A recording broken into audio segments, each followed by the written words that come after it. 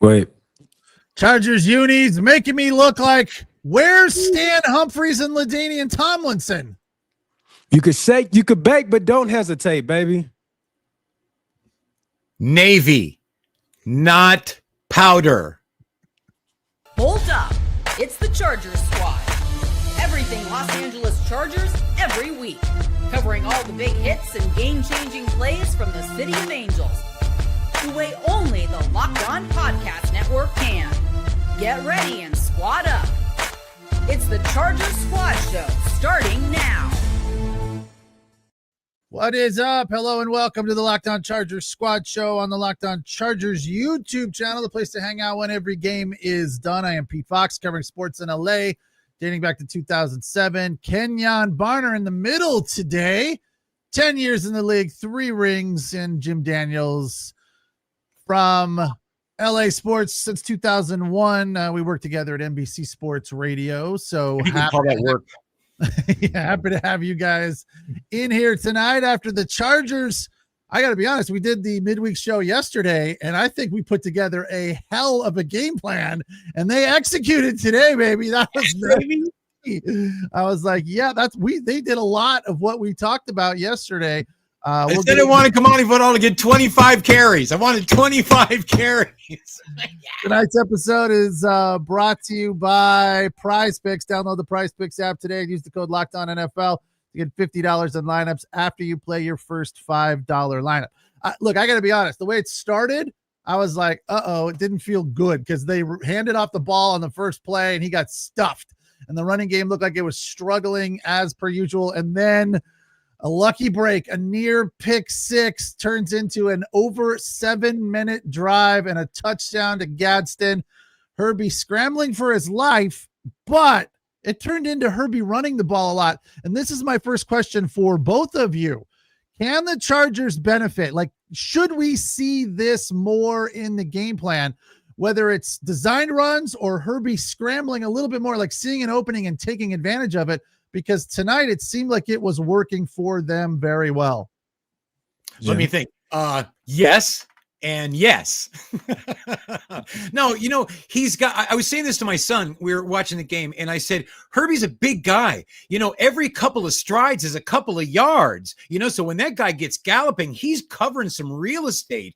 And I think the defense always winds up, at least what I've observed so far this year, they always seem a little bit surprised at how quickly he covers that ground. It's like, oh man, we need to cover this guy real quick. And that puts that little bit of panic in it. And the other thing I've seen about the defense was invested today. Maybe they got their attention right from the beginning, but man, were those guys invested and tuned in today. I think it's a night-to-night basis, right? I think it's whatever the doctor prescribes for that game, for that evening. This game required a little bit of Herbie getting those cleats in the ground and getting the movement, well, as we say, getting the boots on the ground, right? It required him getting his feet going and using his legs to extend drives.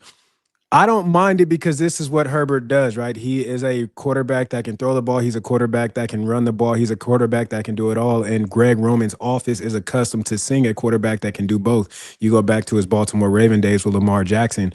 But with that being said, I want to keep Herbert healthy. And the more times you run the ball and you take hits, you take a risk. So I don't mind seeing it. Do I want to see it often?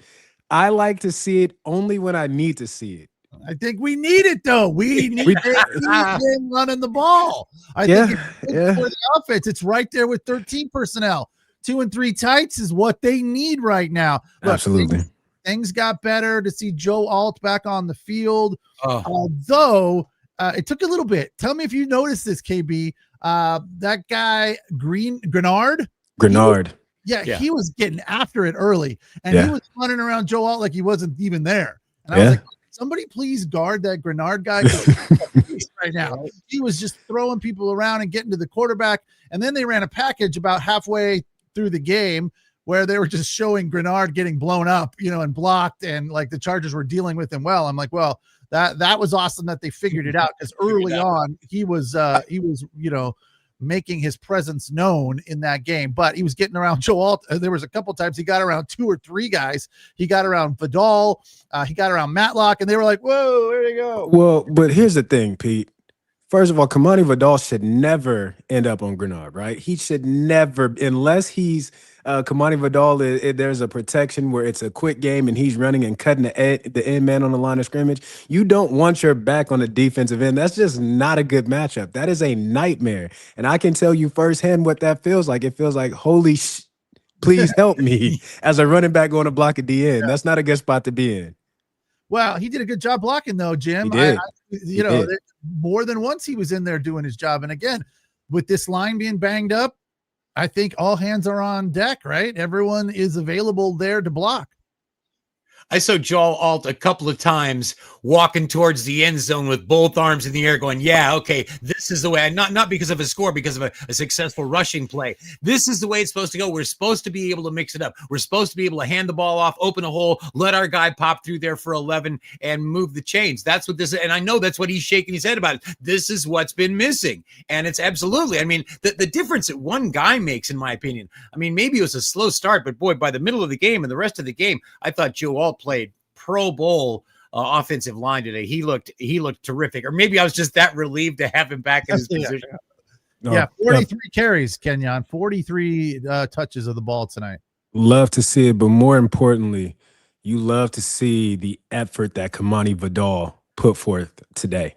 There was multiple times where they showed replays where Kimani Vidal is downfield blocking, getting an extra body on a defender, whether, like you said, whether it's getting involved with the defensive line and picking up a block there or on a run by Herbert. He was all over the place, extending himself, extending his body, putting his body on the line for a teammate, and you got to love that. And I think Harbaugh will, when they go back and watch this film, if they don't talk about it now in the locker room, he will be highlighted for that.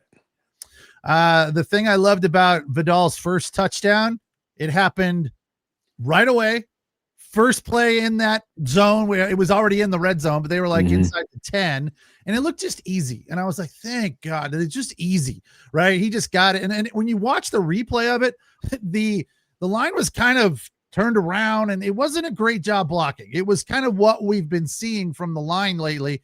But nonetheless, Vidal got in no problem. And I was like, yes, thank God. It's just easy, right in. One try at it, we score, and we move on, and everything felt comfortable. And then Rondé Gadsden. Yeah. Another great day. I guess that, as you pointed out, the performance he had yesterday in the butt whipping against Indianapolis really kind of showed what he's capable of, ignited a fire in him, so to speak, and built his confidence, because he came out again today and had a fantastic game. 5 catches, 77 yards, and a touchdown. 6'5", 250. That guy, as someone says right here, Young West, Rondé Gadsden is going to be a problem for years to come. I hope that is the case, and I hope he does it in the powder and blue or the navy and yellow or whatever. Yeah, I think he'll be here for quite some time, as long as he continues to produce, right? This is a performance-based business, and it's a what have you done for me lately business. So as long as he continues to show up and show out like he is, there's no doubt in my mind that he won't be here. And he's becoming one of Herbert's favorite targets, as we can see over the past couple of weeks. And going back to last week, not only for Gaston was that game important, but it was important for the offense. It was important for Herbert. It was important for Greg Roman, right? You see that guy come out and perform the way they did. Now you're, oh, wow. We need to get him the ball more. We need to find ways to get him. We need him to be the number one read in some of these plays. And you see that when he comes out and he's attacking the ball, Herbert's looking to him and finding him, and he's moving the chains for the Chargers. Yeah, Jim, we have a question for you in all caps. Why does Jim look like an unemployed writer? How do you know? Everybody in LA is a writer. Didn't you know that? Everybody in LA is writing. He's working on his manuscript as we speak right now. Unemployed writer. That's why. We're all really unemployed. Let's be honest. I haven't had a real job in 25 years. There we go. Must be nice. But yeah, the thing about today that I liked was, in spite, like, it just felt different. And obviously it felt like they could feel it. They talked about it on the broadcast, that having Joe Alt back in there gave the line more confidence, right? And obviously they played better because of that. And whether or not it was a placebo effect, who knows? Who cares? The fact was that they did give Herbert more time. And to a certain extent, KB, is it that Justin Herbert is maybe getting more comfortable with the pressure and is like starting to notice it sooner and like, all right, I can jump up in the pocket now and go find Gadsden or Ladd. I mean, Ladd had another fantastic game. So it felt to me like he wasn't trying to hang back in the pocket as much. He was ready and more aggressively stepping up in the pocket and finding guys, and that looked good. We talked about it yesterday. We talked about game planning and having quicker developing routes, right? And I believe we've seen some of that today, to where he did have time to step up into the pocket and guys were open right now. Not only that, but we also seen him using his legs, as we talked about earlier. Sometimes you got to beat pressure with your legs because lanes do open depending on how guys are blitzing. If there's stunts going on with the defensive line and, lanes are open, you got to attack that. And Herbert did a great job of that. We talked about it yesterday as well. Taking what was given to him. He didn't try and force it. He didn't try and hold on to the ball and wait for something to develop. It was either I have a receiver open or I use my legs. And so the question, is he becoming more comfortable? Listen, I don't think you ever get comfortable in pressure as a quarterback. I don't think that's ever something you want to become comfortable in, right? Even though that's the world that we're living in right now with the Chargers. I just think it's Herbert having a game plan that was very easy for him, a game plan that was easy for the offense, and receivers being where they were when they were supposed to be, getting open on time. Yeah, and we saw some bubble screens to Ladd, and that's something else we talked about. Just finding ways, Jim, to get guys the ball, especially Ladd McConkey. So that to me was another positive part of this offense that was good today. What else? We saw one negative thing on special teams that I don't know that we love, but to a certain extent, it's fine. Dicker missed a kick. It's like, all right, was he going to be perfect? Could have been, but probably not. So it's good to get it out of the way in a comfortable win. And let's be glad he missed one in a 37-10 win and not in a tight game. But the kicking game, these words keep coming out of my mouth every week. And again, that was a bad snap, is why he missed that. The snap was way up to the inside of his head and had to bring it back down again. And I mean, that's just, we're going to have to take people by the hand and get them over on the sideline and have that embarrassing moment where the whole team gets to watch you, see if you can execute what it is that we pay you to be here for. I mean, seriously, come on. It's special teams. What do they say? All three phases of the game, right? Special teams. If you're failing at part of the kicking game and leaving points on the board or on the field, you're not doing your job. And these are simple things, simple-ish things. Snapping the ball and getting it back to the holder so that we can, succeed in the kicking game seems pretty important to me. But it's like it falls on deaf ears. Nobody's really saying anything about it. Yeah, we need to clean that up. That's a very, very favorite phrase. Is people want to clean things up. When are we going to clean up the kicking game? Yeah, is Bozeman the long snapper? Maybe that's why people are they're always on him. So maybe that's why. I don't know. But that wasn't great. But hey, it didn't matter. He made plenty of kicks today. All in the end, Dicker had quite a day. Finished with 3 of 4, 75%, 45 yards the long, counting 13 points. You said something, and I immediately heard one of my coaches back when I played for the Atlanta Falcons. He used to say, it doesn't get you till it gets you, right? And so as we're seeing, and I noticed exactly what Jim has been saying, especially today, there was a lot of bad snaps on PATs. The ball was kind of getting sprayed all over the place. So it doesn't get you until it gets you, but we don't want it to get us. So that is something that we need to get corrected. And I'm sure the special teams coordinator over there is losing his hair when he turns his film on and when he gets into that film room with these guys. Harrison says, agree. When Herbert scrambles for good yardage, we win. I liked the game plan. I liked the aggressiveness from Herbert. And I also liked the fact that he ran for a lot of yards, but was not the leading rusher on the team. That's when we get a little bit scared. Like, okay, is that the only running game we have? It's not, though. KYMANI Vidal today, 23 catches. Jim predicted 25. So close. I hope you had something, on FanDuel there, a little Herbert, 7 carries, 62 yards. And then the answer to the question we had yesterday, who is the backup to Vidal? Jarrett Patterson. 11 carries, 30 yards, has not touched a ball in the NFL since 2023. Well, listen, good on come him. get me. I'm ready. I know. I'm ready. I'm all Shape, rested, ready. KB's still in shape. I'm in great shape. Okay, I lift every day. I'm running every day. Listen, I am ready. Hardball, I'm ready. Yeah, boy, I would love to see that. That would be fantastic. Out of the podcasting studio to the field, Kenyan Barner. We'll hold up your end until you get back, man. Go ahead, go get it. 37-10 the final. Chargers now 3-2 at SoFi, 5-3 on the season. After the break, Jim talked about it a little bit. We'll get into it a little bit more. The defense. It is the Locked On Chargers postcast on the Locked On Chargers YouTube channel. Pete Fox, Kenyan Barner, and Jim Daniels. All right. Tonight's episode of the Locked On Chargers Squad Show is brought to you by Prize Picks. Every day we make decisions, but on Prize Picks, being right can actually get you paid. Don't miss the excitement of this football season with Prize Picks when it's good to be right, where it's good to be right. Playing Prize Picks is such a fun, simple way to add more excitement to football. You just pick more or less on 2 to 6 players and their stat projections for a game, like whether or not Justin Herbert was going to run for 60 or more. I mean, I think that number probably would have been lower, but if you'd have taken the over, you'd have hit that one easily. Another cool part about Prize Picks, they have something called stacks. So if you want to ride with a player, you can select their passing yards, their rushing yards, and touchdowns all in one lineup. It's easy to get signed up. It's easy to put money in your account, and it's even easier to get paid, which is a huge part of all of these type of apps. It makes it so much more satisfying when you hit one and you win one and you can cash out right away. So download the Prize Picks app today and use the code LOCKEDONNFL to get $50 in lineups after you play your first $5 lineup. That's Locked On NFL for $50 in lineups after your first $5 lineup.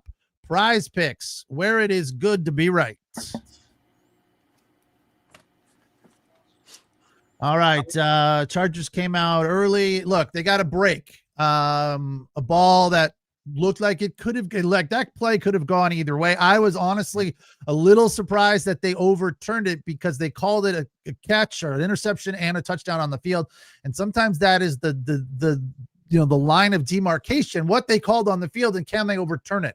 I saw a tip hit the ground. It seemed like he lost a little bit. I agreed with the call, especially because it went in the Chargers' favor. I think this is a totally different game. I still think they win, but I think this is a totally different game if that play goes in favor of the Vikings. But the good news is they had a big drive. They went 7+ minutes. 7-minute drives are huge, aren't they, Kenyan, for the offense?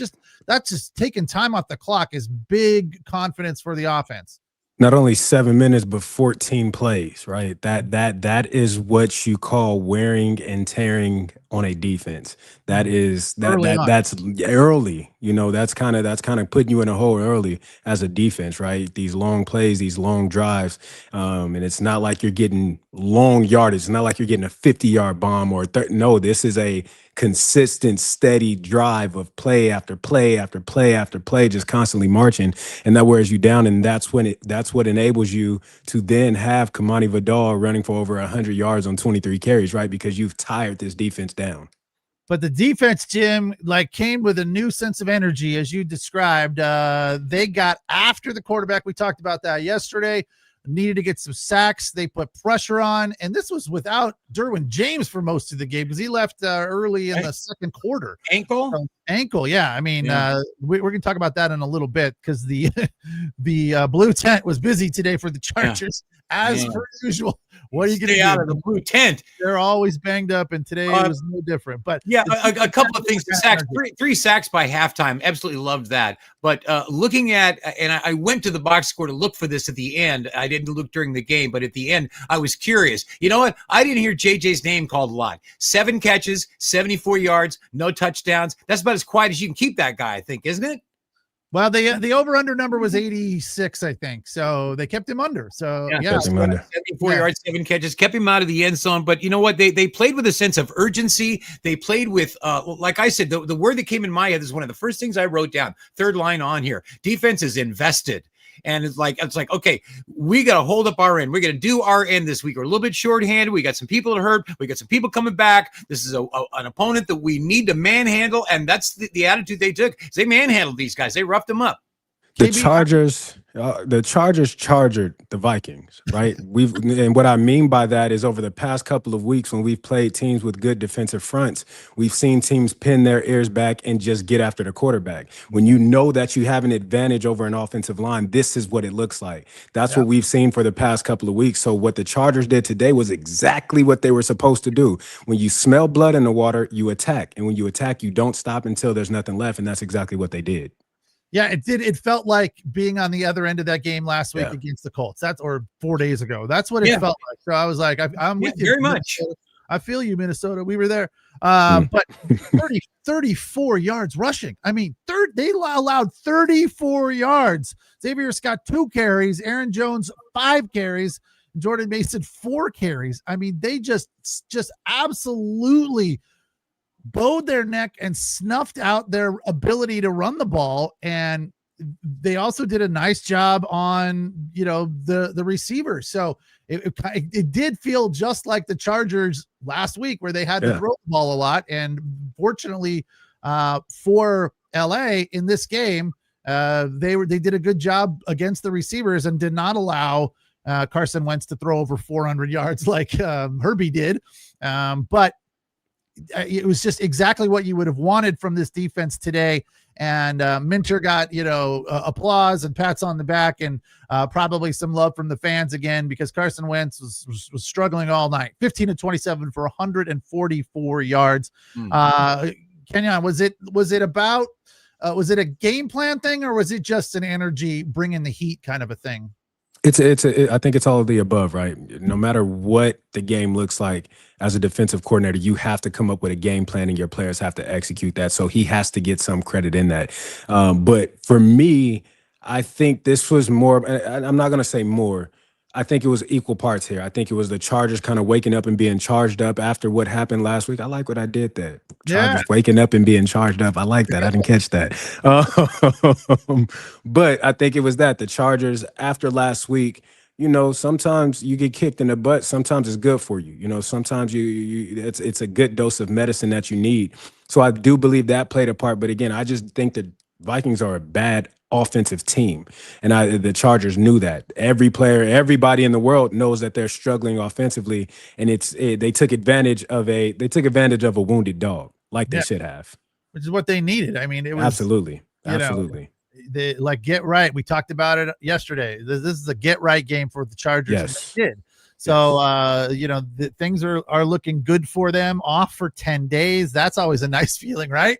You get a win, bye week, ugly loss, and they get 10 days off before they have to get back to work on the 2nd against the lowly Titans in Nash Vegas. So all is looking up for the Chargers right now. But I think the thing that, Jim, that I liked most in those first 2 drives, pressure, and then they forced punts. So I don't recall if they were 3 and out, but they were not extended drives for Minnesota, but just bringing the pressure. Yeah, and bringing the pressure in different ways too. I mean, I don't know if it's stunting is what they do when they come up there in front, but I think I saw a little bit of that, which was confusing them. I have to say this too before we break our arms patting ourselves on the back here. Carson Wentz did us a lot of favors in this game. His inescapability being one of them. I mean, man, he just looks really old all of a sudden to me, and part of that's the pressure. I mean, when the pressure's wrapping around you, there's nowhere to go but down, and I get that, and that's the Chargers doing their job. But man, he had zero escapability, and I think that helped us a lot. There were not opportunities for him to try and make those falling down plays that we see so many quarterbacks do and complete these days too. Patrick Mahomes being maybe the king of Jim, that's what it looks like though when guys are in their lanes, right? When you rush well and you're in your lanes and you have rush integrity, that's what the quarterback has nowhere to go. I mean, we've seen that with Herbie last week. There's just nowhere to go. Sometimes all you can do is ball up in the fetal position and just pray that you don't get hurt. But Pete, you said this yesterday. Carson Wentz does not look good. He doesn't. And I think he said it in an interview before the game when they were asking him, it's been a while since he's played meaningful football. It's hard to step away from this game, come back in and be the guy, right? At the NFL level. It's unfortunate, but Father Time catches everybody, and it might have caught up to my guy Carson. Yeah, he just looks slow. And the thing that I notice is when he gets into trouble, he does that sort of cocks back his arm and then just kind of lofts it. He loses all of his velocity on his throws when he's rolling out, and the ball ends up kind of floating, and that makes it easy for interceptions. The Chargers had a couple of them today, although it says one. I thought they had 2 interceptions. Maybe I'm wrong. When you look at Carson, Pete, you look at him, that's what Carson did in his younger days, like his days in Philly. I remember back in 2017, Carson would make the craziest, most unbelievable throws, rolling out, being tackled, going to the ground. And so in his mind, his body's saying yes, yes, yes, yes. Or in his mind is saying yes, yes, yes, yes. But his body's like, hell no, this is not, we can't do this no more. You know what I'm saying? So it's being an athlete it's tricky, right? Because like I said, your mind will be telling you can do something, but physically it's just not there. Yeah, I mean, you could tell he was all strapped up with his left arm, and he was grimacing. He just looked bionic, man. Yeah, he looked hurt, and it didn't look like he was having fun. And in a very one-sided game, this is a tough one. But hey, like I said, we've been there, man. We know what it's like not too long ago. But this one to me was even a little bit more one-sided because the Chargers did battle last week, but it did feel like that the Colts could score whenever they wanted to, and that was the difference. Even they were just like, all right, you guys want to score? Go ahead, that's fine. We're going to score right now and continue to have a comfortable lead. But the Chargers didn't really need. They built a big lead and held on to it, but 419 total yards to 164, 29 first down to 12, penalties 8. Each 8 for 46 for the Chargers, 8 for 66 for the Vikings. There's something that needs to be cleaned up in there real quick. If I can jump in, we're talking about penalties. Sure. And again, this is the coach over here, the old guy, the coach. Hey, you got to clean up these penalties. God damn it. They're coming at goal to go. I mean, if you're gonna commit these penalties, how about at the 45-yard line? I mean, the goal to go penalty stuff, false start stuff. I mean, come on. I mean, this is training camp stuff, isn't it? Yeah, it was a little sloppy for sure. Yeah, there was. I mean, it led to the Vikings' only touchdown, right? It was a field goal that got wiped away, and then they gave him a first down, and it was ugly there. But the Chargers were good in the red zone on the other side of things, which is something they've struggled with. 3 out of 4 times in the red zone they scored, and the possession, a 19-minute advantage for the Chargers. That is crazy. That's big. So, unheard of. It's unheard of. That. I mean, there was 2 statistics that right now at the end of the game, right? You have 39 minutes to 20-50. That's insane, right? That's absolutely insane. But then during the game, there was a point in time where the Vikings only had 24 plays and the Chargers had 20 first downs. Like it was a crazy game, but we needed this. This was something that we needed. Okay, we needed this game. We needed this game to turn out the way that it did. Yeah, that's good for the defense, Jim. I think that's a big part of why the defense was coming with pressure and energy today. They weren't on the field very long. Yeah. So unlike last week, the offense did them a favor. It's like, all right, you guys can take a break. That helps, man. You're rested up. You ready to go back out there now? That absolutely helps. They're Vikings 3 for 11 on third down. The Chargers 9 of 13. That absolutely helps. That keeps you fresh and rested up and, ready to give your best effort going back out there on defense. And no action on 4th down, which is also a positive. Like they didn't need to go for it on 4th down. So that's another thing that we come away from feeling good about. Like across the board, there's not much that you can complain about. The injuries were an issue. We're going to talk about that a little bit after the break and see, obviously we don't know anything in detail, but the guys that got banged up today could end up being painful to the Chargers. It is the Locked On Chargers squad show on the Locked On Chargers YouTube channel, where you find David and Daniel Monday through Friday with the daily Chargers podcast right here on the Locked On Chargers YouTube channel. They give you an in-depth look as to what's going on, and we give you instant reaction right after the game and then break it down during the week as well. The Locked On Chargers Squad Show on the Locked On Chargers YouTube channel. Thanks for checking us out.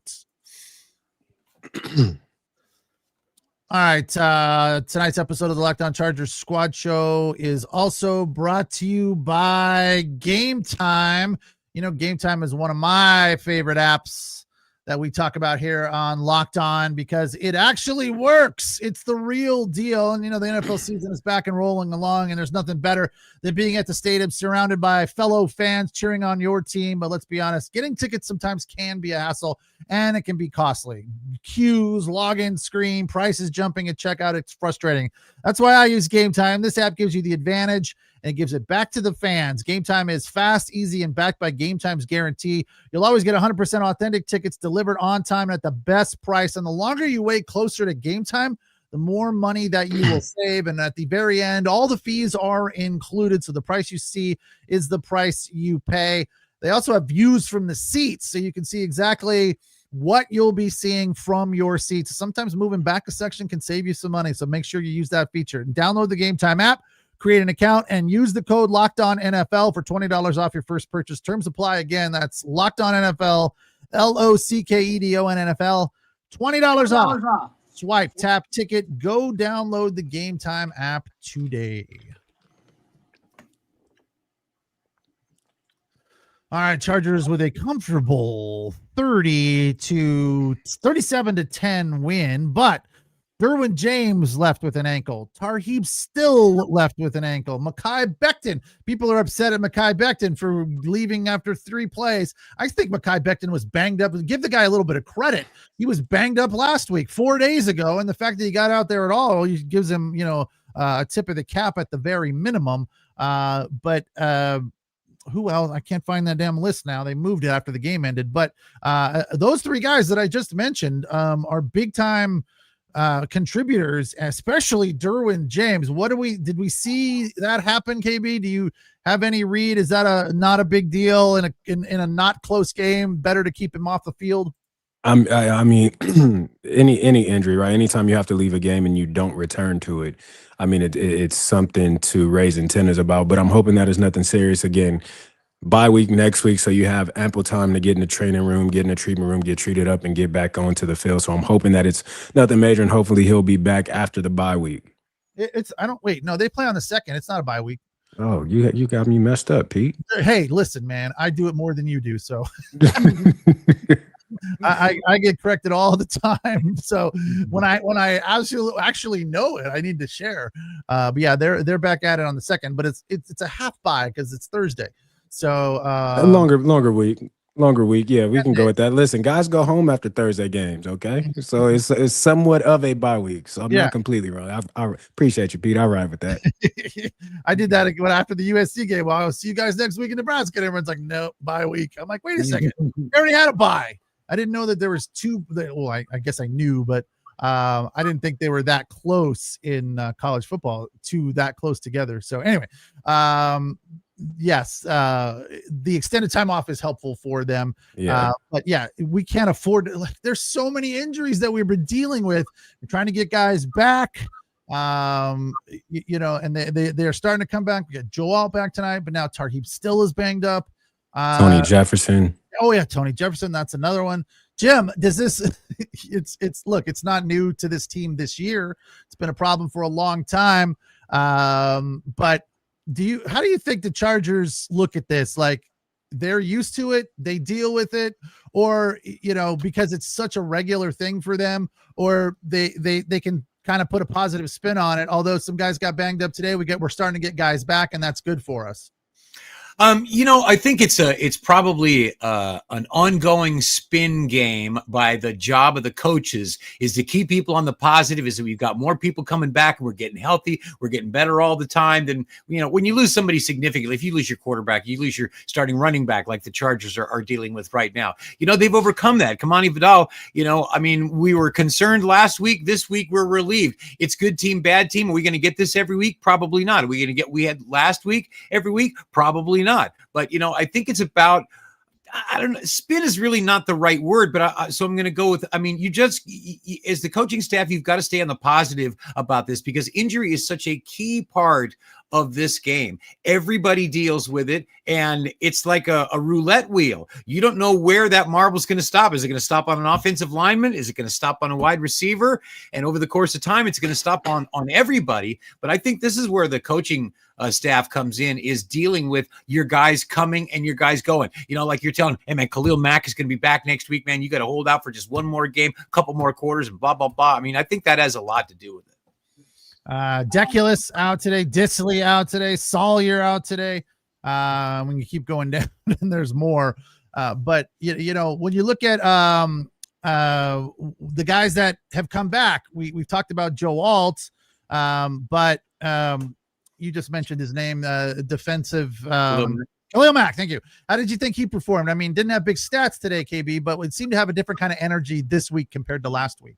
Listen, anytime your guy is out there, you're a leader, right? He's the leader on that defensive front. Not only that, but in that locker room as a vet, anytime he's on the field, you have the advantage because of who he is and what he represents. He's a guy that can get guys in position, but he's a guy that you can count on each and every play that he's out there. He's going to give max effort. He's going to get after the quarterback. He's going to make plays, and he's going to get to the quarterback. So I thought he did well. Again, getting back into the rhythm of playing football after being out for a few weeks. So, I have no complaints and never will when it comes to Khalil Mack. And as far as Amorian Hampton goes, he went on the IR October 12th. So 2 more weeks for him at a minimum, right? Or 4 weeks, four total weeks. Yeah. That's so how he can return after 4. Anytime soon. But he will be back. So I've read that progress is slow though, and it may not be 4 weeks. It may be longer. I read that really? just a year or two ago. Yeah, but his progress has not been terrific. Well, that's unfortunate. Well, look, it's unfortunate, but there is good news that the running game has not falling off terribly, and you got the Titans in front of you. So that's another positive for this Charger team to put back-to-back wins together. Hopefully. Yeah. Well, let's not get ahead of ourselves. We said that about the Giants. That didn't work out so well. So today, I thought, from an offensive perspective, they were creative enough. I don't think they opened up the book dramatically, but KB, as we talked about yesterday, they did find creative ways to get the ball to the receivers, get the ball to playmakers. Yeah. And did it feel a little bit like they were like, all right, let's see how this goes, and then maybe we can expand on that? Because they threw at least one bubble screen to Ladd McConkey, which turned into positive yards. And that's the type of thing that I think we all would like to see more of. Is there a chance that we could see more of that against Tennessee? Absolutely. Here's the thing about an offensive playbook. You go through about 12 to 15 installments of offense. And in season, you realistically only run not even half of that. So there's a large portion of this playbook that I'm sure we still have not seen. I'm sure there's things that they can do. All of this is a part of the Greg Roman playbook. It just wasn't being put to use. So I don't want to say that it was like, we'll see how it goes. I think it's, as we talked about, we got to figure out a way to get more creative and get guys the ball and get guys involved. So I think this was intentional. I think now that it's worked, we should see more of it. As long as we are continuing to get guys healthy and getting them back until we can get in the flow of whatever the regular offense will be once we're at full strength, I think this is something we'll see more of. Will they throw the ball to KYMANI Vidal more? He only had 1 catch today for 10 yards. You know my stance on this, Pete. You know how my stance on this. So even though maybe everybody else doesn't know, so let me say it. Sure. As a running back, you want to be involved in a pass game, but not only that, for the offense, it's imperative that your back is involved in the passing game. We still, going back to last season, we don't see enough option routes. We don't see enough isolating the back on linebackers. Listen, linebackers can't cover. I mean, there are very few that can actually drop in coverage and cover a back one-on-one coverage. We don't utilize that enough. We need to, because it's an easy 5 to 6 yards, if not a first down. So I would love to see KYMANI Vidal, or listen, anybody for that matter, get used out of the backfield in the passing game. It's something that we need to see, and it's something that would take this offense to the next level. Jim, did you vocally scream out after that go route touchdown pass to Lad McConkey? Because I did. I was like, yes, thank you. That was perfect, and we need more of that too. I think those exact words came out of my mouth. Perfect. More of that. Yeah. Also, Keenan Allen too. I don't want to make sure that this doesn't go by unnoticed. He's the great calmer. This is the guy. I mean, I know that Herbert knows this guy, and he's probably thrilled when he heard that he was getting him back because, if you look at his numbers in the box score, they're not impressive tonight. But you know what? What he did was impressive. Him being on the field when he shows up and, getting the first down when they need to. I just want to make sure that he gets his flowers, that he gets recognized as an important cog in this machine. It takes a whole team of guys. And, man, this guy, he is really, really important to what makes his offense click. Yeah, I fully agree. I thought he was good for about 8 catches today because every single one of his 4 catches, he was 4 of 5, by the way, was huge, good for first down and needed, right? And clutch. And it was one of those situations where Herbert was scrambling around and had to jump up in the pocket and found Keenan Allen right there. And he was, ready to go and doing the job. And yeah, that it felt like he had a much bigger day than the numbers would indicate for sure. So definitely tip of the cap to that guy. He's a Hall of Famer and a stud to be sure. But yeah, I've said this since early on in the season. I want to see more Lad McConkey all the time. I want the ball in his hands more than whatever the number is. It should be more. It needs to be more. Today, 6 of 10. So they threw him the ball a lot. And I'm surprised he dropped 4 or missed 4 rather, but 6 of 10 and a touchdown was really nice to see. So one of the things I want to talk about after the break, well, you can talk about it now because somebody brought it up here in the chat. They said, John says, as tall as Herbert is, I'm amazed he has as many tipped passes at the line as he does because he has a pretty overhand delivery unless he needs to throw sidearm or something. And that is a fair point, John, because I'm like, not again. You got tipped for an interception again. And you're absolutely right. If you asked me, when you see these big guys, they're not always coming over the top. They do work it around the defensive lineman's outstretched arms a lot of the time. So maybe that is something he could add to his arsenal to alleviate those tipped balls at the line, KB. I think we're forgetting a big piece of this equation. How big these defensive linemen are. As big as Justin Herbert is, these guys on the opposing side are that much bigger. These guys are 6'4", 6'5", 6'6". These are giants of men that he's with outstretched arms when they put their arms up, they're almost 7 feet tall.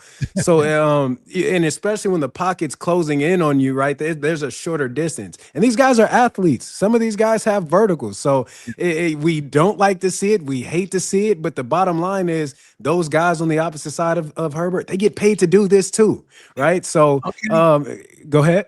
I'm saying okay, because the middle of my page too, John, I want to give John your props. Right in the middle of my page is batted balls. This is an ongoing thing, and not just didn't happen last week or this week. It's an ongoing thing. And you're right. We were looking at Herbert do the sideline interview here a couple of minutes ago with Kaylee, who's the sideline reporter for Prime, and she's about 5'0". He looks like he's 3 feet taller than her. How can this guy have so many batted balls? I mean, but seriously, is this something can be coached a little bit, or are those guys just that big? The big uglies that big, that's scary, and you're just going to have to deal with that. That's something you just have to do, because you got to understand how defensive linemen are taught, right? If they know they're not going to get there, their job is to jump up and get in these passing lanes. It's they're being taught this. So, like, again, these guys are being coached up, and these guys are NFL players on the opposite side of the ball too, and they have a skill set. And so it's you don't want to see it, like I said, and you hate to see it because tip balls do lead to interceptions or almost picks, whatever the case may be. But at the end of the day, again, these guys they're athletes, and they're giants of men on the other side of the ball, and it's a part of the game. Well, maybe can we just work the pump fake in there a little bit more? Maybe try to get those guys to well, listen, T.R. Tart, for example, he lives on this. You know what I'm saying? He's always getting his hands involved. This is something. Look, I know it's great when it works for us, but it works against us. It's like, well, damn. I think the line could maybe hold their arms down, or is that holding? I think that's definitely. You trying to push this line back. Well, then the receiver could turn into a DB real quick, and they could definitely work on knocking it down, right? So it's not so easy. But yeah, that seems to be an epidemic, a problem for him. And I'm like, oh, but it didn't turn into really much of anything tonight. So that was good news there. After the break, our final segment, KB's favorite, we're going to talk special teams. Be special. And get a little bit of what he thinks about the return game today. It's the Locked On Chargers squad show on the Locked On Chargers YouTube channel. Pete Fox, Kenyan Barner, and Jim Daniels. We'll be right back. Our final sponsor of the night is Mazda. Mazda crafts cars for those who do more than simply move. You can feel the Japanese craftsmanship in every detail, from the metallic accents to the available Napa leather upholstery, from footwork to breathwork. Athletes sweat all the details, and Mazda brings this same intention to how they craft every car. With all-wheel drive standard amongst all of their SUV crossovers, you can drive with confidence through almost any season. Like our players, they sweat every detail, because when you make every move count, impossible becomes irrelevant. Mazda, move and be moved. Well, when Al Michaels started blowing up Cameron Dicker, the kicker, and talking about it, and I think what the phrase that kind of set me off was, the Chargers struggled to find a kicker for so long. And I remember when Dicker showed up, it was kind of like a Hail Mary. It was like, oh, let's try this guy and see what happens. And it wasn't a heralded move at all. It was just like, let's throw this guy out there, and all of a sudden he's been amazing, right? Yeah. And look, it was a bad snap. I thought the hold, J.K. Scott did a nice job with the hold. The thing I love about Dicker's approach and his kick is it always has a nice little draw right at the very end. And that kick had the same sort of draw, but it went outside of the goalpost because of the draw. So, look, he didn't seem too upset by it. JK gave him a tap on the helmet. Again, better to do it in an easy, comfortable win that kind of meaningless, really. Look, the Chargers needed to win this game, but that was a meaningless miss. He had a 3 or 4 day, kicked the ball other than that very well. And we can look at that and go, good. Now we don't have to worry about that for a while. But as far as the returns, I'm just not seeing anything that makes me go, yes, on the kick returns, the punt returns. Darius is fine, but he's just, I don't know. There needs to be a little bit more. And I think that's kind of been your thoughts through this season too. It's not terrible, but it's also not exciting. I think we need to find a guy and let a guy stay there, right? We've seen Haskins back there. We've seen Darius, we've seen KLS back there. So you have to give a guy an opportunity to get comfortable in that spot, right? Not only that, with the way the kickoff return game is set up, it's hard to really scheme up. Like for back when I was playing, we had double L3s or double R3. There were so many different things you can do because there was a moving aspect to the game, to that portion of the field. But now everything is standstill, so it's a man on block there. It's you asked me earlier in the season how I felt about it, and I like it again that there are more opportunities, but I just don't think it's football. And I think it takes away an aspect of that game. It takes away some of the excitement and the creativity that special teams coordinators can have when you have explosive returners, because Darius is an explosive returner. KLS looks like he can be an explosive returner, but when I'm pigeonholed by the rules and confinement of it, it's kind of hard to do. He hit a long of 28. That's pretty good under the circumstances. Yeah. We just don't see a lot of it. And I think he's right, Jim. What are your thoughts? It's more of, to me, it's more emblematic of the structure of the kickoff than it is what the players are doing. I think they're doing the best that they can. It definitely leans in favor of the defense on kickoffs. Sure, absolutely. And the way the kickoffs are now, I mean, the game has changed a little bit from what it used to be. And when there was a longer running start, Kenyan, are you with the way that they've changed? Is this better? Is it's safer. But listen, this is football. I was literally just having this conversation this past weekend with some people about football. You can't take football out of football, and that's what we're trying to do with all. And I get you want to keep players healthy and safety, but at the end of the day, this is a violent, aggressive sport. This is my will versus your will. This is me trying to break you in every way, shape, form, or fashion, and that's what football is. Football is a gladiator sport. And one of the most exciting phases of the game is special teams. That is the momentum shifting aspect of the game that either can shift it in your favor or against you. And when we are trying to so hard make it safe, you can't make football safe. Guys are getting bigger, guys are getting stronger, guys are getting faster. And anytime you have that combination and guys running into each other, injuries are going to take place. So it hurts me to see the game changing the way that it's changing because you're hurting football. And special teams is such an exciting part of this game that I feel like we're losing. And let me go back to the question too, Pete, because I want to give an answer on that. I'm somebody that remembers some of the older days and some of those players. Devin Hester is a name that comes to mind. I want somebody on my team that is dedicated. That's what they do. That's what their job is to run the ball back. That's all they do. And I mean, I think they even did it with Devin Hester. Is like eventually they want to trot them out there and run them as a wide receiver. That's not the same thing. And a fly pattern is not the same thing as a kickoff. You want somebody that is skilled in how he sees the field differently, right? I mean, wouldn't you say that someone who's a specialist for just returning kicks he sees the field differently than a wide receiver does, who's really only looking at his corner or a safety or something like this? This guy's looking at the whole field and he's trying to find that crack, trying to find that seam. I want somebody dedicated to that all the time, somebody that flies. Yeah, to me, it's when you watch college football that does it the old-fashioned way, it's just like it's such a relief. And you watch these kickoffs, and I do think that when a guy will break one for 40 or 50, you're like, wow. I mean, it happened for the Chargers against Miami a couple of weeks ago that set up the game-winning field goal and the nice big chunk play to from Herbert to who was that? Not Vidal. McConkey. He had that big play there that set up the thing that came after a Darius Davis 30 or 40 yard return, on a kickoff that got them into prime field position. So when it happens, you're like, that's cool and that's exciting, but more often than not, and this is the thing I don't necessarily quite understand, that the defense is so much more dominant against the returner. And it feels like the returning team is just always back on their heels and they don't have an opportunity to set up a block or, as you said, Kenyan, a play of any sort.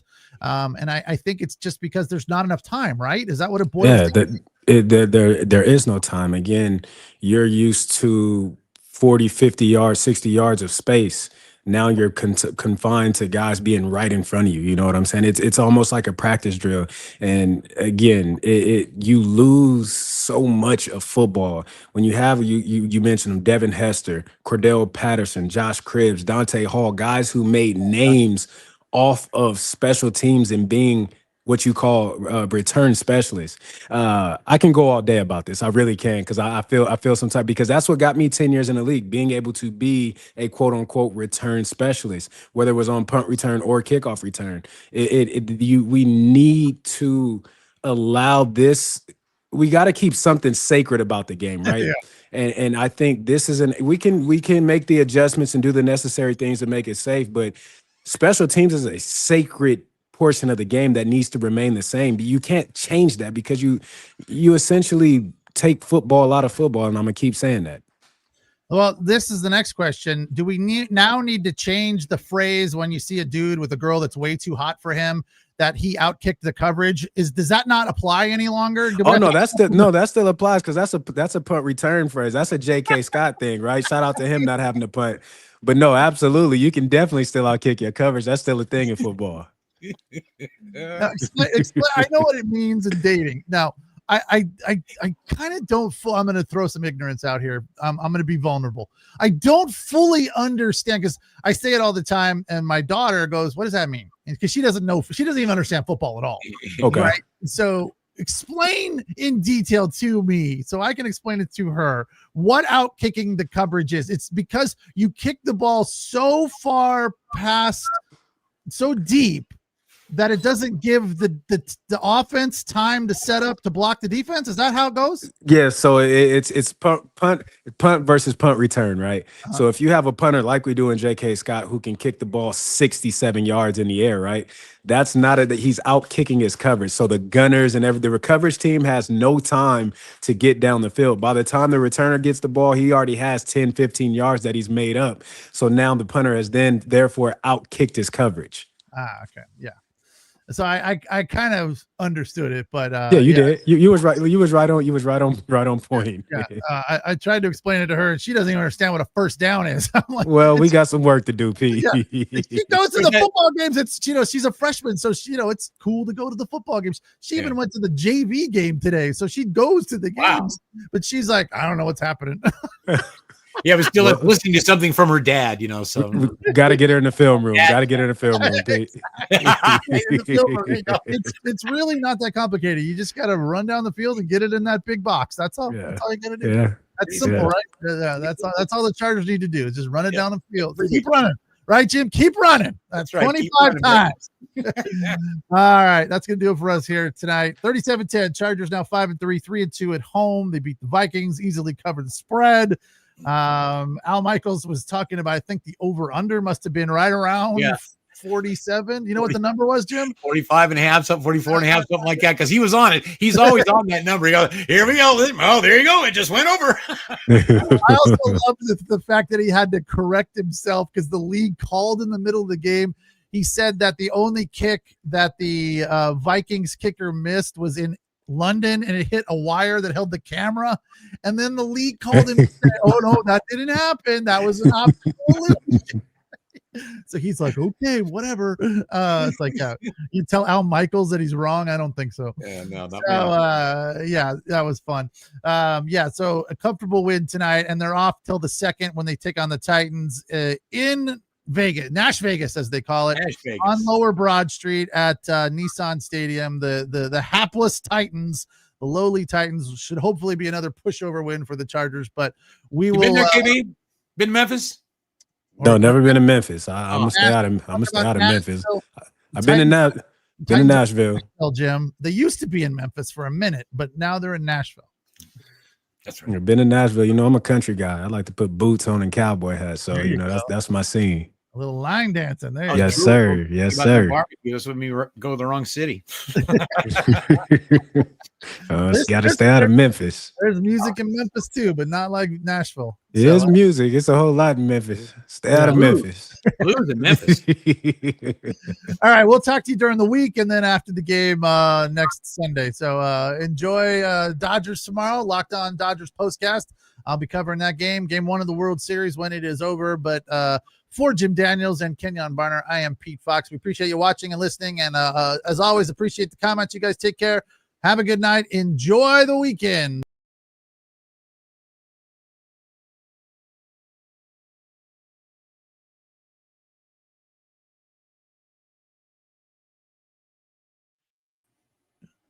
All right.